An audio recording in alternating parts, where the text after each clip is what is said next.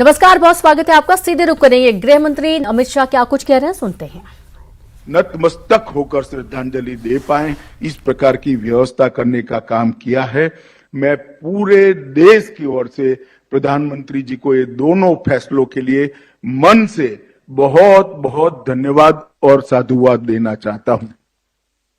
मित्रों, जब Ross island का नाम सुभाष बोस द्वीप किया गया, नील आइलैंड का नाम शहीद द्वीप और हेवलॉक आइलैंड का नाम स्वराज द्वीप किया गया, तब ही देश में अंडमान निकोबार के लिए एक चर्चा जगी थी। इसी के साथ सेल्यूलर जेल में यहां के क्रांतिकारियों की स्मृति में एक अमर ज्योति, जिसको बीच में रोक लिया गया था, नरेंद्र मोदी सरकार ने ही अमर ज्योति को फिर से प्रज्वलित कर युगों युगों तक उनको श्रद्धांजलि देने का काम किया। आज मेजर सोमनाथ शर्मा से लेकर सूबेदार मेजर योगेंद्र सिंह यादव तक सभी पराक्रमी हमारे सेना नायकों को एक हमेशा के लिए स्मृति में संजोने का काम मोदी जी ने किया है। मुझे विश्वास है कि आने वाली कई पीढ़ियां इससे प्रेरणा लेगी, देशभक्ति के, पराक्रम के और शौर्य के संस्कार से सिंचित होगी। आज जो यहाँ पर एक दूसरा काम हुआ है, नेताजी स्मारक की घोषणा, उसमें वो द्वीप पर, सुभाष द्वीप पर म्यूजियम भी बनाया जाएगा, एक गाइडेड ट्रेल भी, रूट बनाया जाएगा।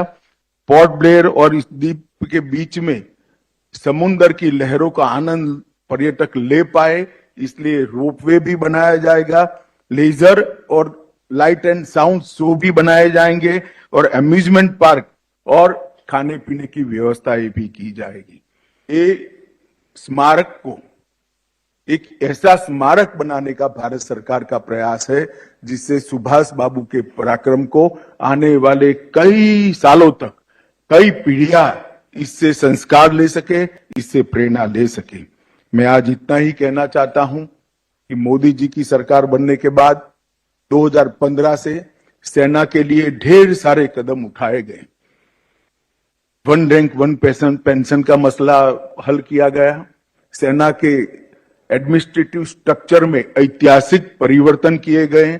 सेना को, हमारी पूरी डिफेंस सिस्टम को आत्मनिर्भर बनाने का प्रयास किया गया। आधुनिक हथियारों से, आधुनिक संचार व्यवस्था से तीनों सेनाओं को लैस करने के लिए ढेर सारे कदम उठाए गए।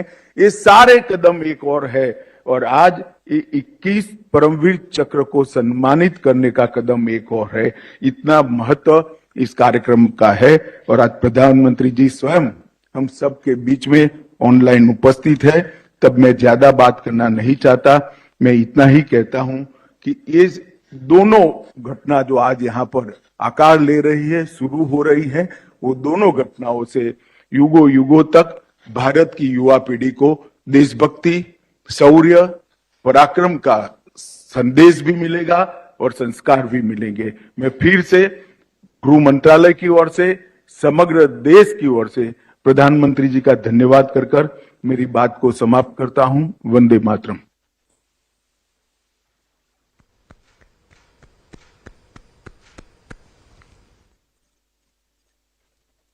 धन्यवाद मंत्री महोदय।